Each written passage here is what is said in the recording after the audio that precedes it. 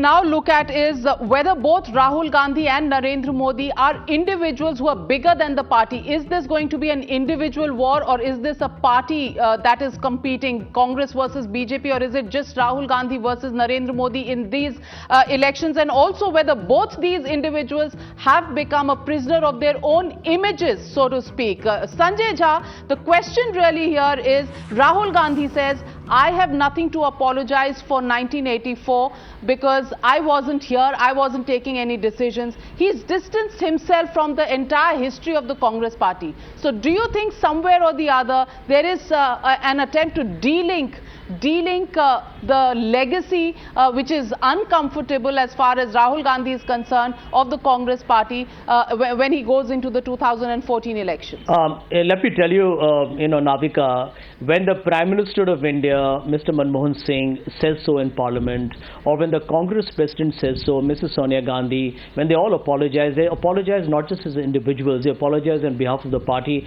frankly on behalf of the nation. I think we need to close the matter there. As far as Mr. Rahul Gandhi is concerned, the very fact, we can keep talking about the apology, but the more pertinent point is about getting justice. If Mr. Modi apologizes tomorrow, this being an election year, that doesn't mean that the justice or the closure will happen. There's no denying that we should not talk about riots in terms of comparisons, because the truth is closure will be considerably longer because the people have gone through pain. I'm sure, for them it's a terrible anguish. But to answer your question, Mr. Gandhi has always been, as he said to Arnab in the program, he is an anomaly in the system as he perceives that, because he's challenging that. On the ordinance, where thanks to his bold initiative, he got criticized for his method, he himself says so, but the truth of the matter is his initiative on the ordinance is actually going to make sure that Indian politics will get less corrupt-free, less criminal-free, and it no longer will corrupt people or convicted criminals get a chance. How does that hold true when you will have an alliance with the RJD? Well, let me tell you, it was because of Lalu Prasad Yadav that entire ordinance was conceived, and it is because of him that your government cleared it in the cabinet, wanted to take it to the parliament, and suddenly Rahul Gandhi had a change of heart. But you're still going to go and have an alliance with the RJD. How does the going back on the ordinance really take back any of this? Sudhanshu, do you agree with Mr. Sanjay? Navika, let me just finish that before you bring Sudhanshu in. Just give me a minute to finish that if you don't mind.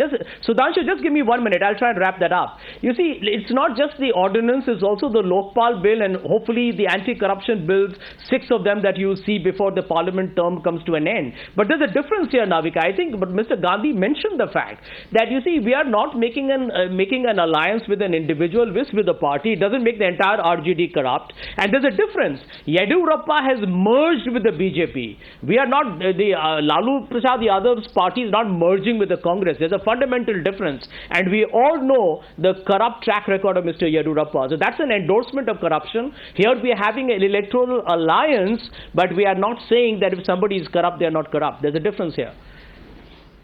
I don't know how people are going to, perceive this. Mr. Sudhanshu Trivedi, yes, there is a point that Yediyurappa went out of the BJP because of corruption charges against him. Now he comes back and, rejoins. How can the BJP criticize the Congress record, though in people's perception, Yediyurappa and Lalu Prasad Yadav will always be seen in the same light? But how does the BJP target the Congress on this? You don't have an argument, to stand on this particular issue. Navika, I would like to clarify that Mr. Yediyurappa was removed from the post of Chief Minister of Karnataka on the charges of corruption. He was not ousted from the party. He himself has left the party.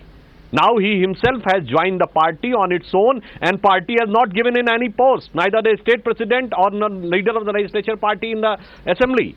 So there is no comparison between it.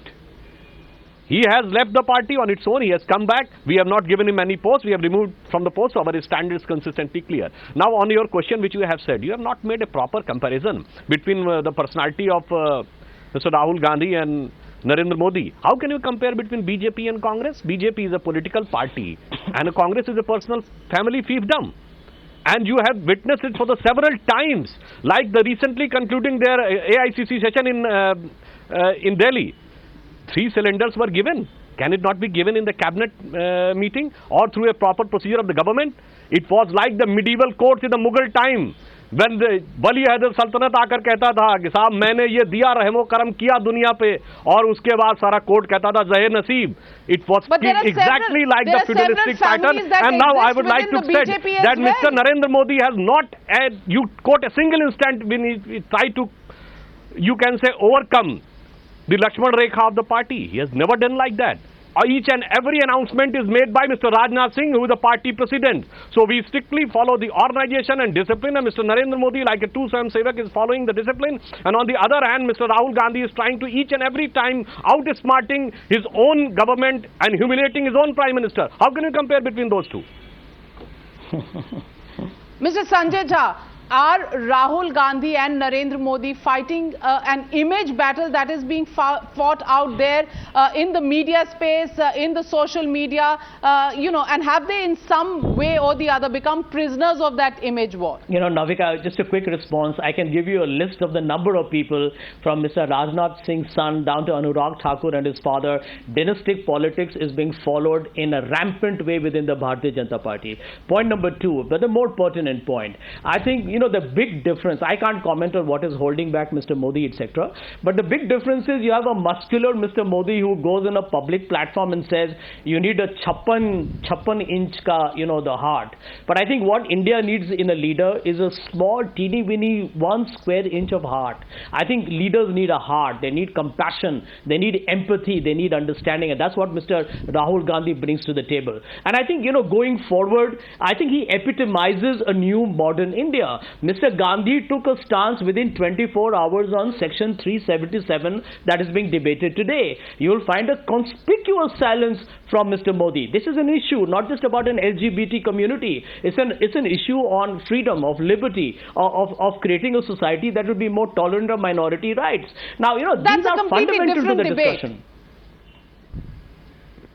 That's a completely different debate. So Sanjay Jha says Rahul Gandhi brings compassion and a big heart to the table.